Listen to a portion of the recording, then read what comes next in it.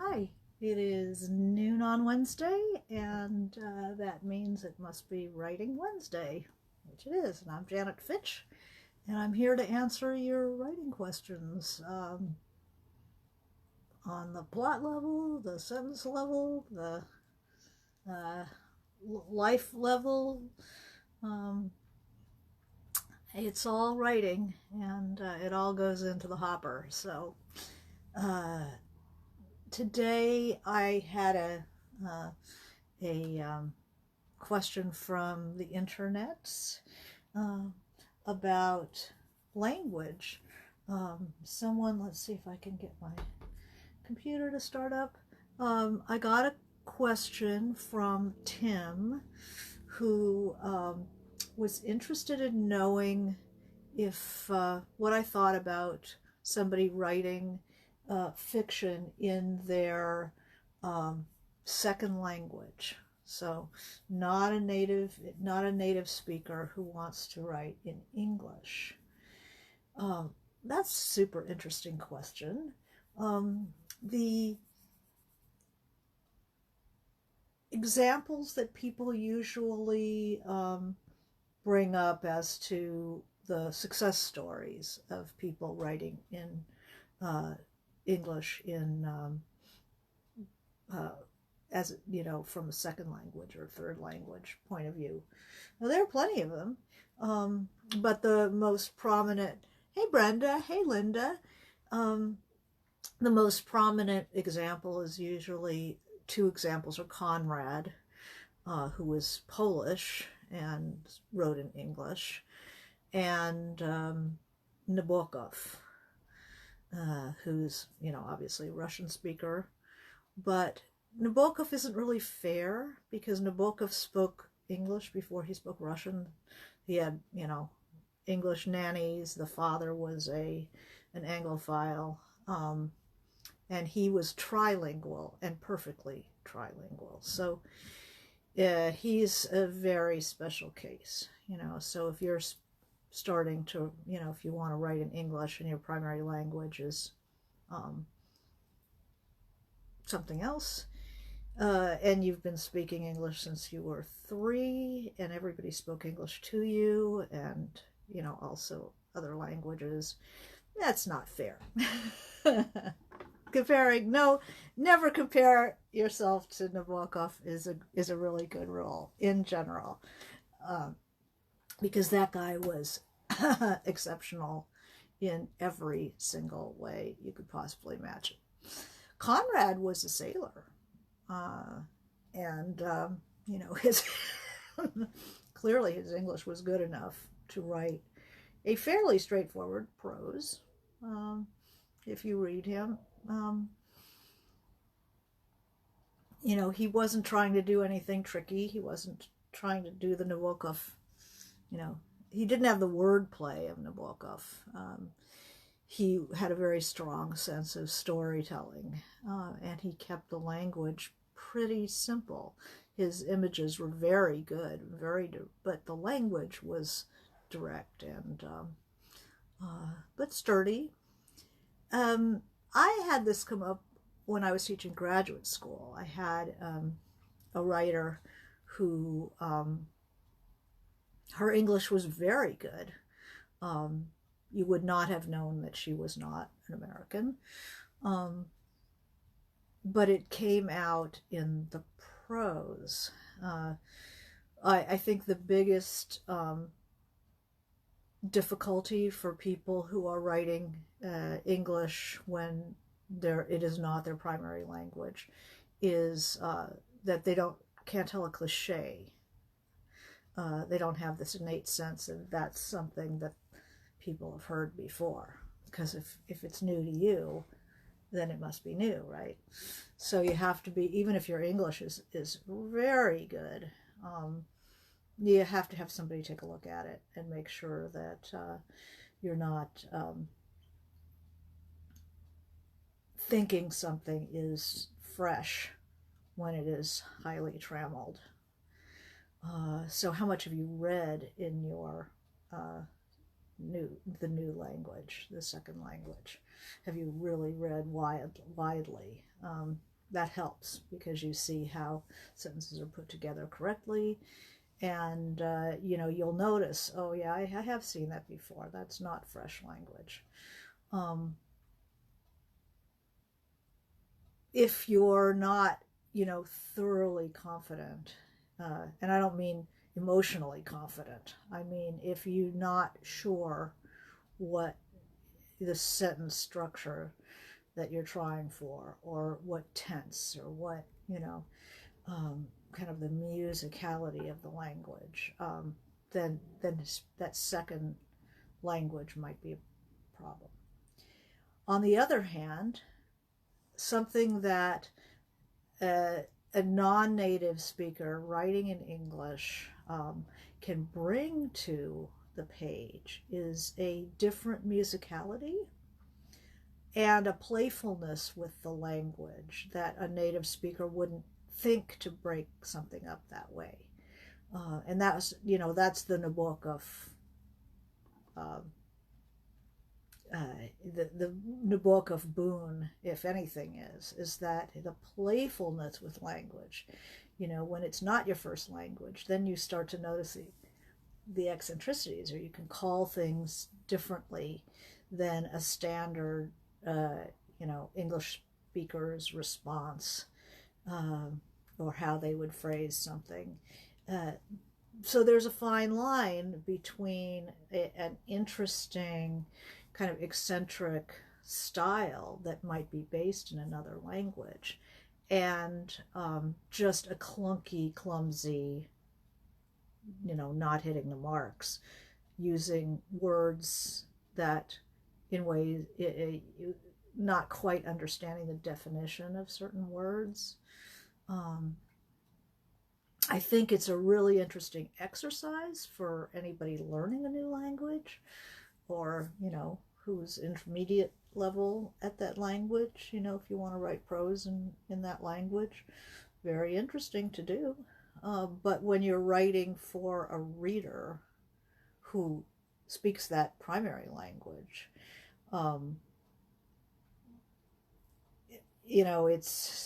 there's a burden of clarity and of assurance, and that's not, I don't mean a pose of assurance, I mean a real assurance in the language that you know what you're doing.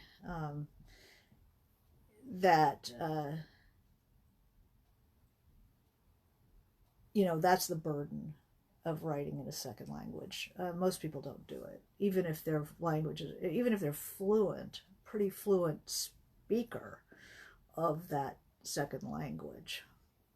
They generally will write in the native language and then either translate it themselves or have somebody translate that for them. I know in poetry the most, because the nuances and the associations move out from the language.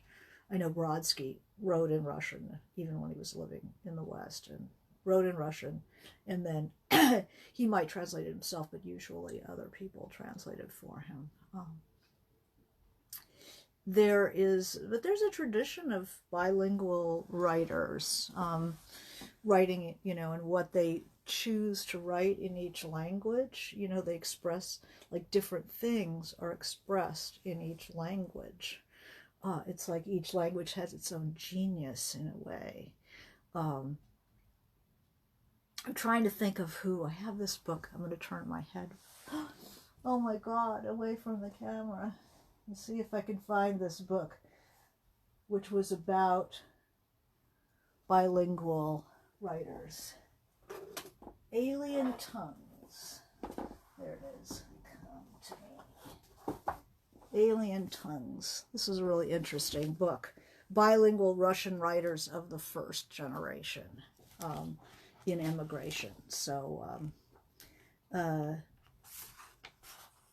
this is a really, it talks about Elsa Triolet, who was the sister of Mayakovsky's lover, It was a very famous family of seductive women.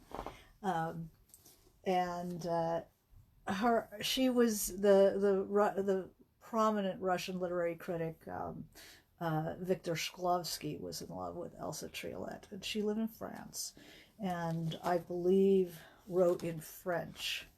So that's an interesting problem. You know, beautiful but monstrous statue is the image of Triolet's bilingualism. At the center of La Mise en Allemand, obviously French is not my language, is a double page taken up almost entirely by the photograph of a Janus face, you know, Janus, the two-faced god of the doorway, right?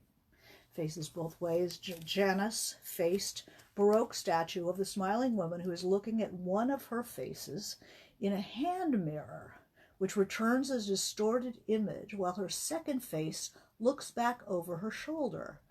Just so, Triolet could mirror only one of her linguistic faces at a time, even though the two are almost identical. The beautiful but monstrous statue is the image of Triolet's bilingualism. So that's very interesting. So she thought a lot about the language. I see it, each language, there's a wonderful writer, Marciano, oh God, what's her first name? Francesca, I think, Marciano, called The Other Language, or The Other Self. Let's see if I can find the title of that one, The Other Language, that I think she's also dealing with the situation of bilingualism. Very interesting.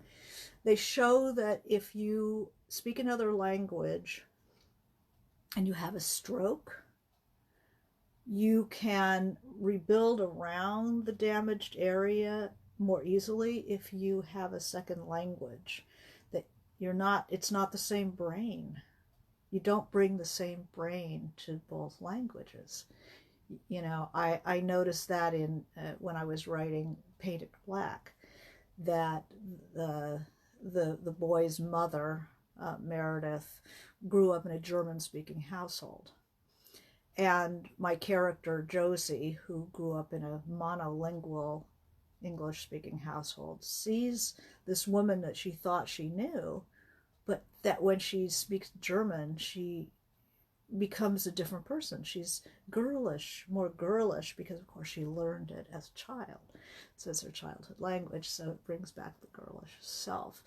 But that the woman is different in German, and if anybody who's taken a foreign language, I am slightly different in Russian than I am in English. I have different thoughts in Russian.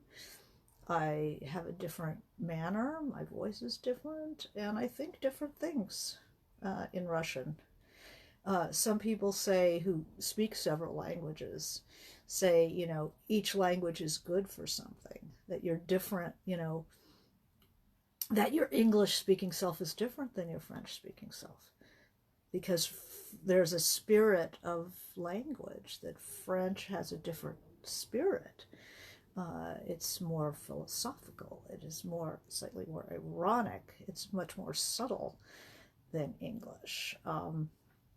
That's why we use a lot of French phrases, because there isn't exactly that meaning in English. Also German. The Germans are, you know, the way that words are added onto in German, get longer, as they incorporate chunks of thought, that they can say things in German. Like there's a word for you know, gloating of somebody else's, you know, enjoying the misfortune of others, Schadenfreude. I mean, that's such a German concept, and to have one word. Marilyn writes, I feel my Spanish-speaking self is more humanistic. Yeah, anybody else have a different language? I feel my Russian has like really great verbs, very precise, and I feel myself much more, the active verbs come really easily. And it's a more poetic language because everything rhymes. It's really easy to get a nuanced and beautiful rhyme going. It's almost, you know, I can't recommend enough to getting that second self by taking another language and noticing who you are. How are you different in Russian, Brenda? Do you notice a difference? My voice is different. My voice is, most Russian women have higher voice. I don't know if I go that way or not, but it's, I think differently in Russian, especially when I'm using it a lot. Anybody else have a language that they find, you know, people who speak French, you know, or Italian? I mean, Italian is such a passionate language, and it's flavorful and tastes like food, like really good food. And so the second self, you become a second self in another language. So to speak, you know, if you want this person, Tim, who wants to write in English, you know, maybe there's something, some spirit of English that just feels right for the story or feels right for the way his mind is working right now. Amanda says, a class just brought Kafka's The Burrow and Other Stories, and I speak and read German, but not well enough. The teacher provided a translation. Let's see, I'm trying to get the rest of this. Yeah, it's such a long, there we go. But it sounds, he's managed to stay true to the feeling. Here we go. The teacher provided an early translation, but I'd read about and bought the more recent one, a German-born poet, and he managed to stay true to the feeling of the German, though it sounds like English. I wonder what Kafka would hope to sound like if he wrote English. Now, then it brings up the question of translation, which is very much a topic right now in literature. You can read a lot about translation. I have a friend who translated Olga Tarkazuk's Flights, Tarkazuk, who got the Nobel last year. There's a lot of through her, I'm seeing there's a lot of conversation about translation and encouragement of people who are doing translation. It's a really fun thing to do if you write a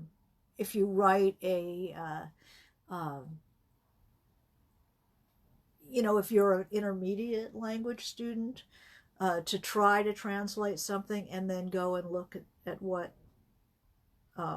more advanced translators or, you know, better linguists do with it. It's like playing an instrument as an amateur, and you hear things when you hear professionals, you know, when you go to a concert, if you've tried that instrument. Brenda says that because in Russian, anybody who's taken a language, you conjugate verbs, right? They have different, depending on who's speaking and stuff, they conjugate the verbs. In Russian, they also decline the nouns, just like that. So there are all these different endings that go on. And because they have that, you can put a word anywhere in the sentence and understand how, what it says. You can completely scramble the order of the words, doesn't matter. Whereas in English, you know, if it's not in order, you don't know, you know, who did what to, you know, did the apple, you know, kiss the pig or the pig kiss the apple? You know, it's like, what? In Russian, it becomes very clear. And Brenda says, I feel so much freer not having to worry so much about word order.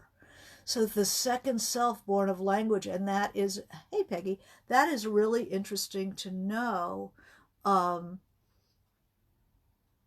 What if you want to write a character who is bilingual. And check out that Francesca Marciano book, The Other Language, because it also deals with this. And, you know, you think differently in another language. You put ideas together differently. And so that when you write fiction as a second language, you don't have to extract all of the foreignness from your way of communicating. You know, it'll be a combination of two ways, you know, often your native culture, your native expression and understanding wedded to English. But you do have to be careful of being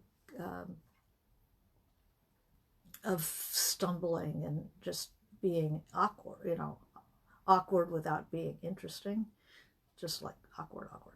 So here is Lauren, who says, I live in Paris and I do think I'm different in French. I'm more precise. There's this emphasis on politesse and ritual. You see definitely how culture and language are linked. Okay, I'm trying to make this expand so I can see the rest. I've started using more French phrases in my fiction, and I like it. And the clarity of language will, you know, could come over. But on the other hand, if you are not accomplished in your second language, to write in that language is risky.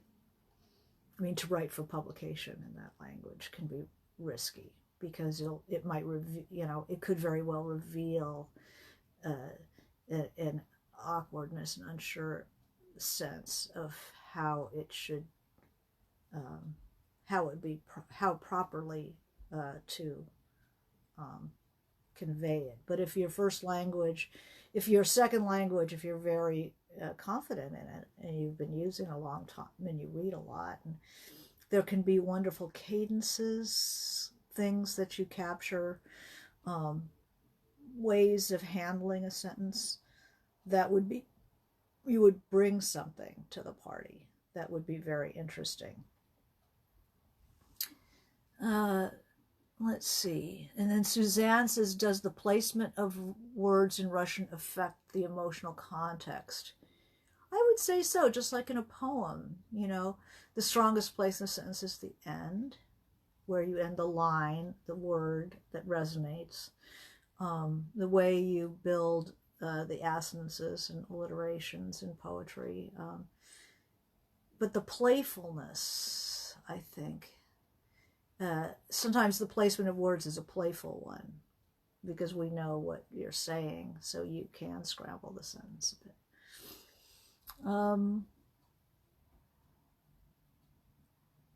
What else? So anyway, I thought, because this question of voice, which is the writer's voice in two languages, definitely check out this Alien Tongues, and there's a lot of other comments on bilingualism and authorship, and the second self, the third self, how we're different in a different language, and that would help you shape an interesting protagonist.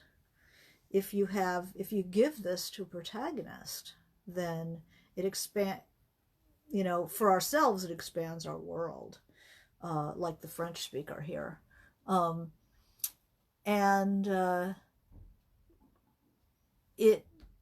By having both cultures to draw on, it certainly makes your worldview more interesting and more sturdy. Somebody said, what was it in Spanish? There was something you could not do in Spanish. Things happen in Spanish. It's not as like if somebody makes a mistake. In English, it's like you made a mistake. Whereas in Spanish, I'm not a Spanish speaker, but I remember somebody telling me it's like a mistake was made, which we would normally avoid that passive voice in English. But in Spanish, what it does, it's like mistakes happen rather than you made the mistake. So in a way, there's a generosity. There's a generosity in worldview inherent in the language, which makes it very interesting. Okay, Marilyn, what does this mean? Me quebró el vaso, the glass broke itself on me. That's right. That's right. So it's less blamey, right? You don't go around saying, oh, I broke it. It broke. I like it. I imagine books with two main characters from different countries with radically different worldviews. Yeah, I can imagine that. I can imagine that in a marriage. I can imagine that in a country where the parents come and the children speak the new, the new language, and the parents speak the original language. There's a book by Jennifer Steele, Steil, called Exile Music, and it's about these musicians from Austria who flee the Nazis and end up in Bolivia. And so there, the way the language, we stay in the emigre culture, we speaking German, or the children, learning Spanish and becoming part of the town and the schools and the outside culture. And then there's another language, which, because the daughter speaks Spanish, she becomes aware that there is another language, which is the indigenous language in Bolivia, and the world of the indigenous peoples, another level. And her parents are like 2 steps behind that one. That's the most recent book, Brenda, and she's got another one she's just finished. So yeah, these writers, they keep churning them out. But it's a wonderful, interesting thing to give somebody in a book a different language. And you don't have to completely speak that language. Often we're duffers and we have some phrases, and but it's intriguing. There's another book about language, not about language, but it's one of the major themes. That's one of my favorite books. It's a book called Texaco by Patrick Chamoiseau, and it's set in Haiti. I believe it's Haiti. God, I haven't read it in a long time, but I believe it's Haiti. And it's about the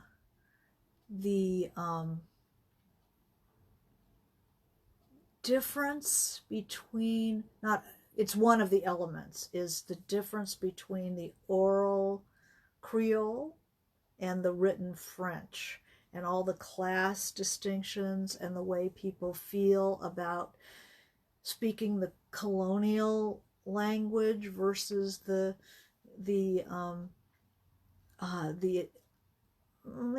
sort of an indigenous version of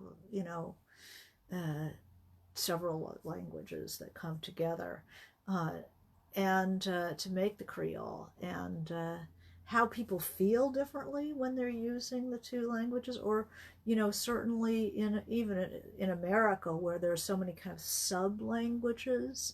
A lot has been told, spoken about Black writers who used to be, it's like there's the official white English, and then there's the language that you speak with your friends and your family and stuff, and how you feel differently using those 2 languages. Or if you're from, back in my family, the Yiddish that the parents and the grandparents spoke, and the kind of the warmth and community of that language. And then there's the English, that's those people out there, we have to speak that language to communicate, and we want the kids, to get ahead so they don't speak Yiddish. So they didn't understand their parents all that well, especially the grandparents. That happens a lot. There are a lot of ethnicities, that arrived here in America and had that, and it's still going on. That struggle, it becomes generational too, because there's the native children and the emigre or immigrant parents, and how language plays a part in that. You're going to see a lot of that in literature. Here's The Diving Bell and the Butterfly. Have you read it? I have to say I saw the movie, and I thought it was gorgeous, really good. But it might be very interesting of giving off a different feeling. I haven't read, obviously, 2666 or The Savage Detectives and the Roberto Bolaño, and how different he is in Spanish and in English. But there's definitely a Spanish feel to him, even in English, and a good translator. I mean, that's part of what a good translator does, is to try to translate the feeling of that original language into the vocabulary and syntax of another language, of English. So it's super interesting. Chinese use of tenses is different, and thinking about the future is very different. Thinking helps them be very future focused, perhaps less on immediate self-gratification. That's interesting. Any Chinese speakers out there? Yeah, very interesting. This whole language issue is wonderful, and so many. I mean, I learned Russian to read Dostoevsky, which I never was able to do. I was never that good. But one of my favorite things to do is to get a bilingual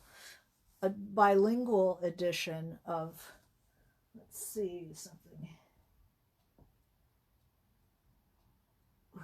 Who's bilingual? This one is bilingual.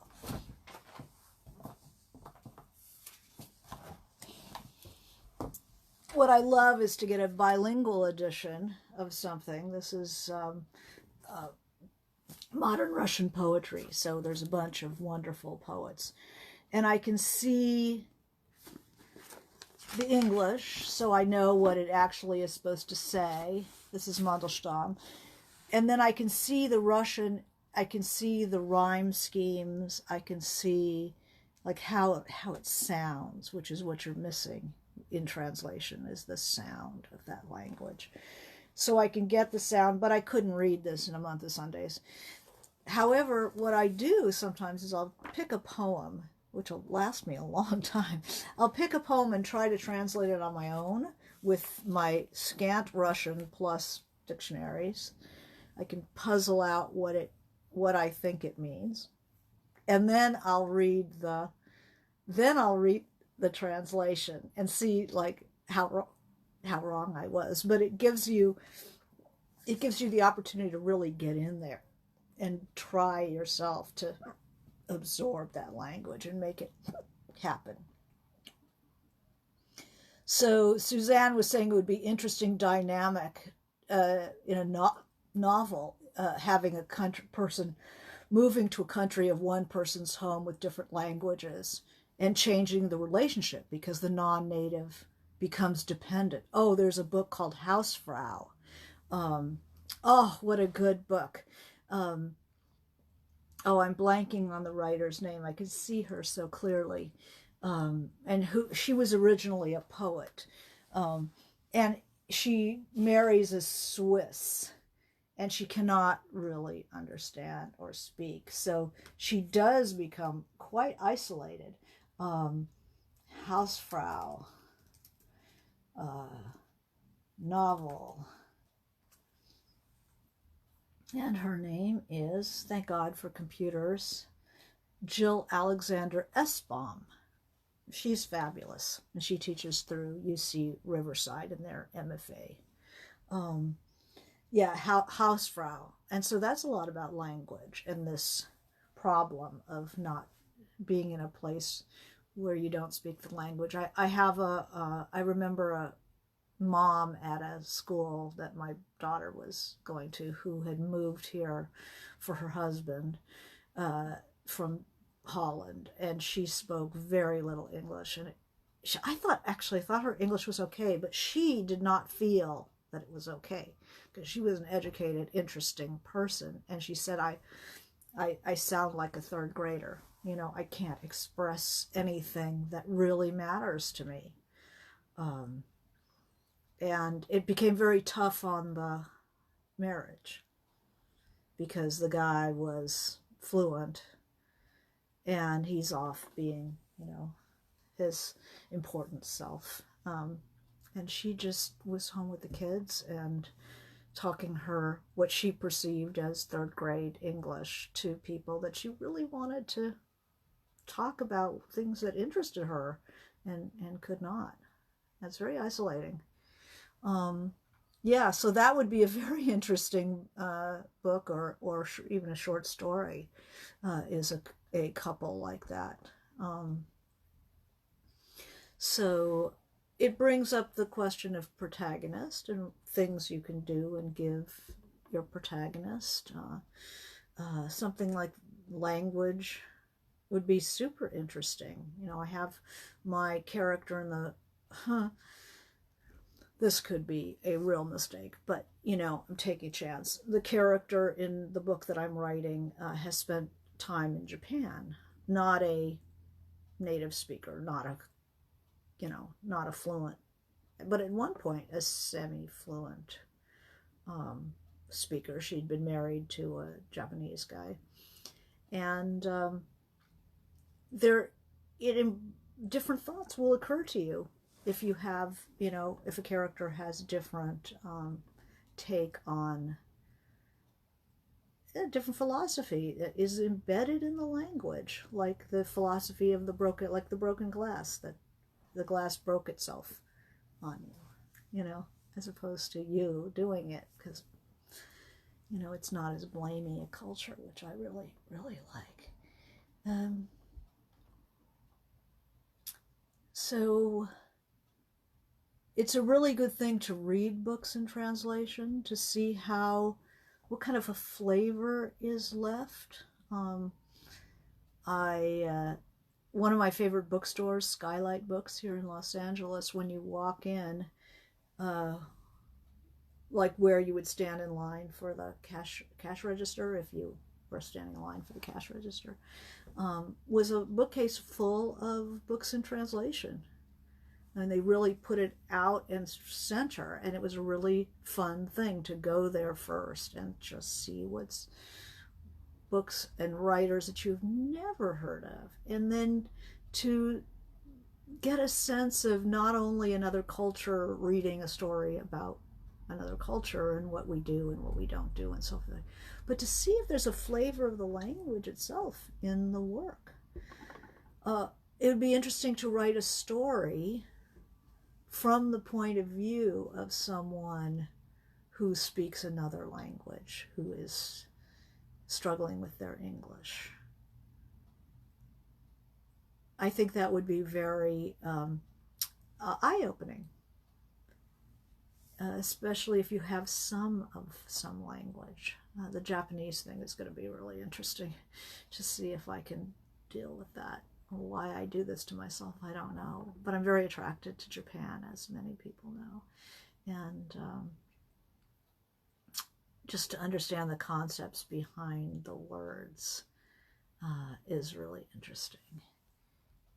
So, you can ask me a question, because I just grabbed that one from Tim today as a fun topic and worth finding out about. The other language I'm looking forward to, it's like one of the many books I have on my shelf that I haven't read yet, by Frances Marciano, and I believe she writes in Italian and then has been translated, although she might translate herself.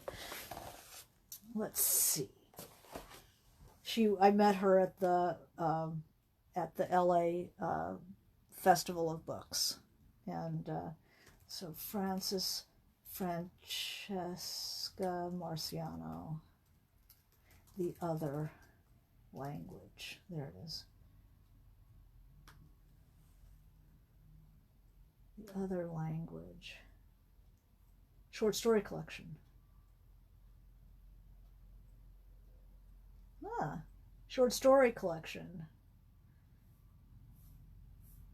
That looks really good. She says it's also the title of the first story in which a 12-year-old Italian girl from Rome, in the wake of mother's sudden death, falls in love with an English boy with whom she longs to communicate, so decides to learn his language. Because she loves him, but also because one of the many ways to survive the pain buried inside her was to become an entirely different person. So all the stories are different ways. The stories are about change, so transitions. The book's epigraph is from a Derek Walcott poem. To change your language, you must change your life. Learning a new language is an act of transformation, delving into another logic, a new mental construct. We become different people when we speak another language, which can be exacting, rejuvenating, but often frightening. In some way, by speaking a new language, we commit an act of betrayal towards our mother tongue, our past identity. But sometimes we can find a new freedom.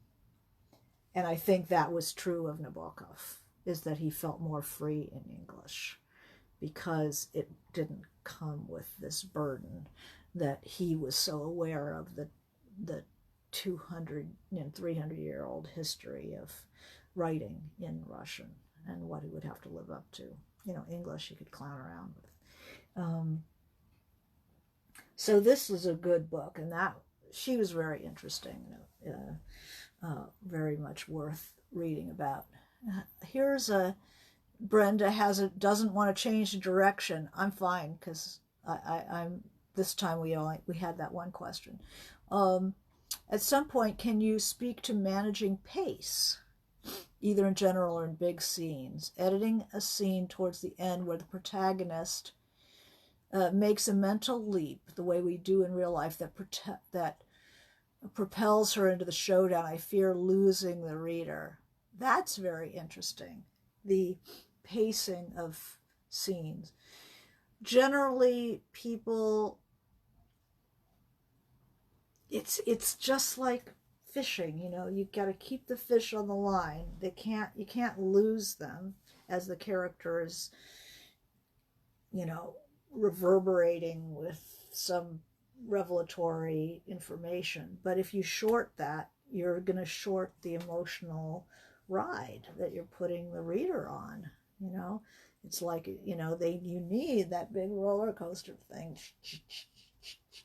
and if you short that, it's like, oh, all that for nothing, for that. So pacing is, think about if it was a movie, would they just have it, would that be like a 30-second scene, or would they really allow that to unfold? I think that timing is something that there's the author's needs and there's a reader's needs. And the author's need might be to have you fully understand all the nuances of some declaration. But in terms of the ride that you've put the reader on, if generally there's been some slower scenes, and then this scene you might not want that to be so slow, because you don't want the ride to feel ponderous. You want the changes going on. Timing is, it's like, what's the rule on timing?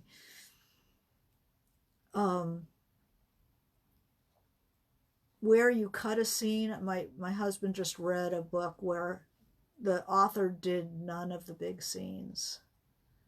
Things are set up, and you get a look at what's about to happen, and then cut. He didn't even bother to write the scene. And sometimes writers do that because we don't want to be obvious, and then we're cheating the reader.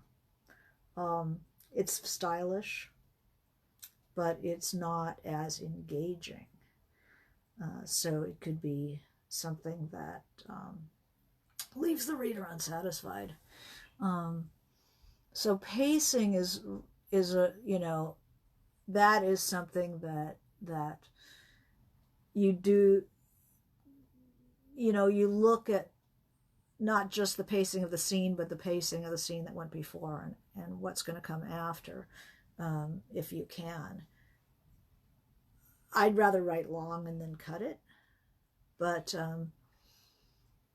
you can do it either way and let it sit for the next draft, and then when you read it, you go, oh, you know, I shorted that scene, or come on already. Sometimes a really honest reader who can write, come on already, in the margin, that's helpful. Yeah, managing pace is, it's more like pacing in music, you know, figuring out when it's too much, when it's not enough. You feel it. So Sakai says, I like to capture the nuances of intergenerational language, i.e. my mom spoke Japanese to us, we answered in English. And I think that, I believe there was a lot of that in Amy Tan, intergenerational language, Maxine Hahn Kingston, actually most people who are children of immigrants have these weird conversations where, you know, it's and then there's the Yinglish, you know, the Yiddish inflected English, which is something just I find just precious because my grandmother spoke that. Do you think poetry that rhymes is less or more interesting than a poem that doesn't? I think that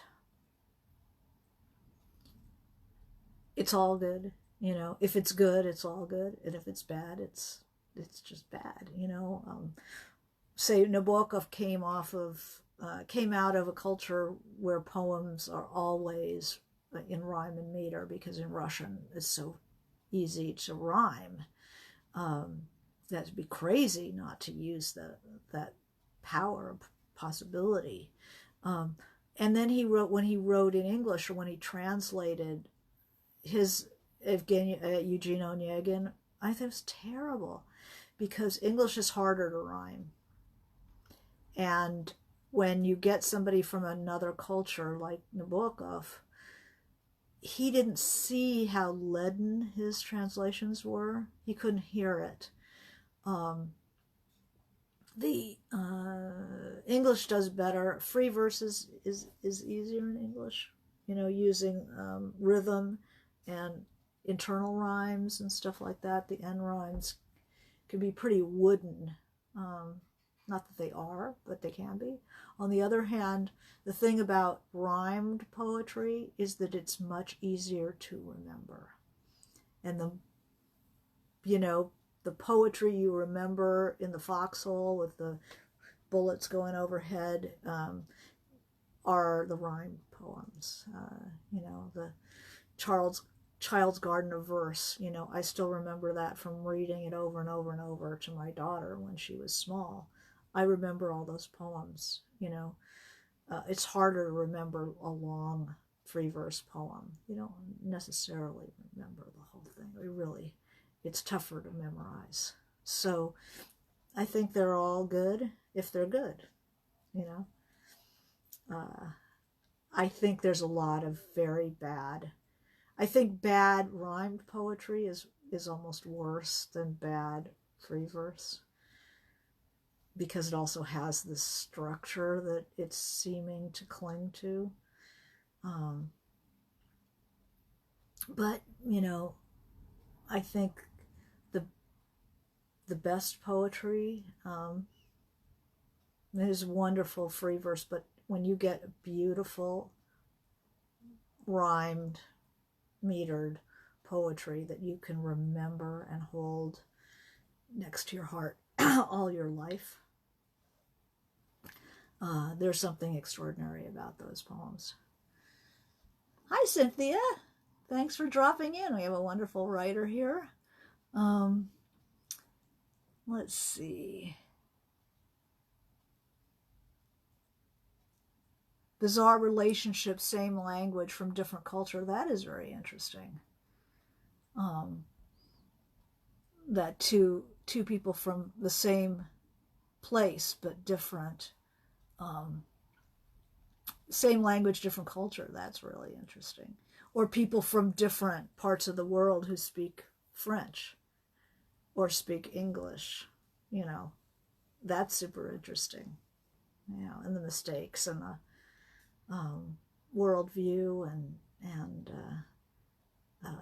people who all. I remember when I was in Russia, when as a student, I was on a floor with people from many nationalities, and the only thing we had in common was Russian. Um, and so everybody was speaking a second language to understand each other, and that was full of misunderstandings and hilarious. That was hilarious. Talk about building tension in narrative. I spend too much time setting scene, inner world, rather than pushing them to interact. Yeah, the important part of your story is the front story, what's happening now, and then you weave in the other that supports and gives a richness to the present moment. So you never set a scene, in fiction. That's theater. You set the scene, that where all the curtain opens and there's this bare scene, and then the character walks on. We don't do that in fiction.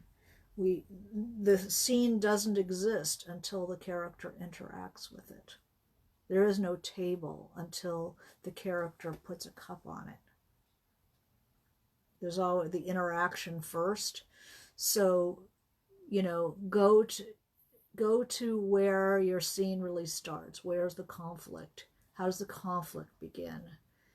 And then the inner world is just reaction to what is going on in the main scene.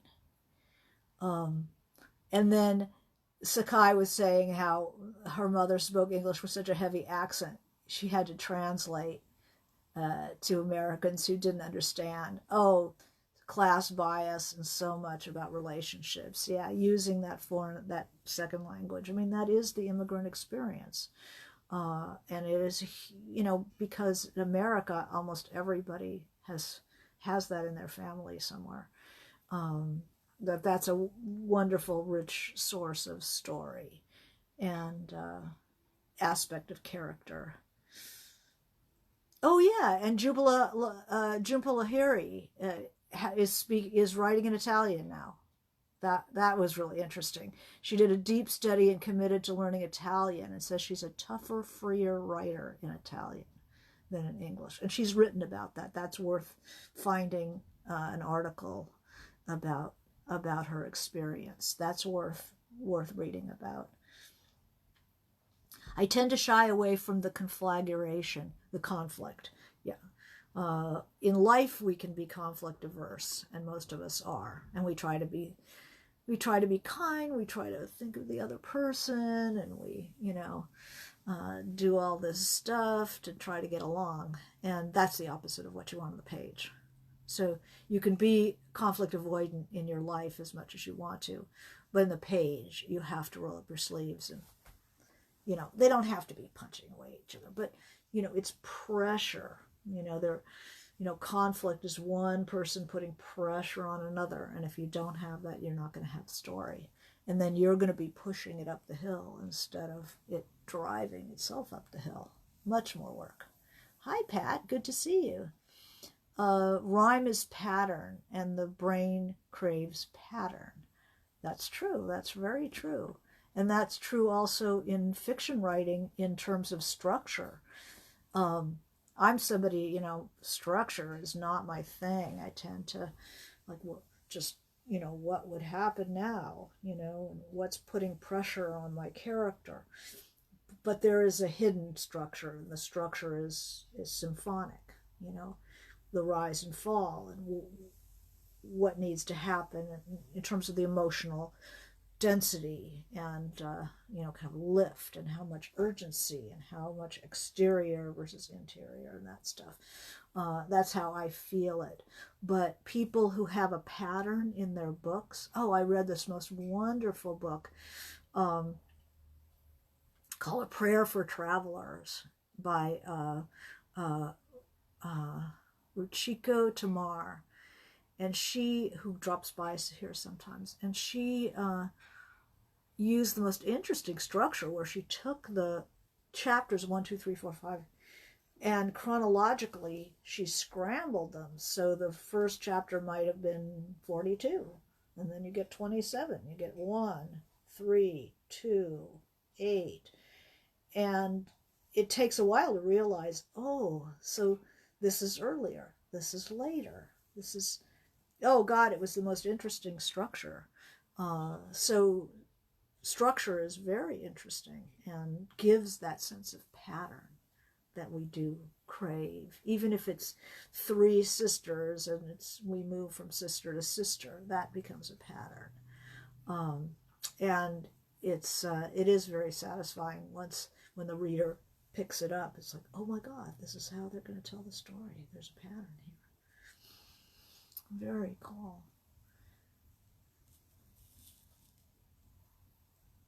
Yeah, this is the question of the colonial language versus the popular oral language, like Texaco, Patrick Chamoiseau. What an amazing book. Amazing.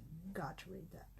So anyway, I think I see that our time is up for Writing Wednesday. This was a super topic. I never thought I would talk about it, but here we are.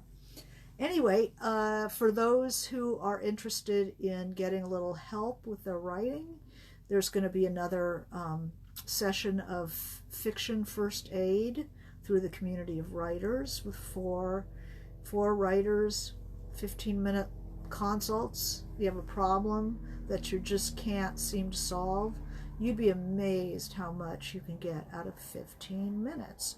So this month it's me, it's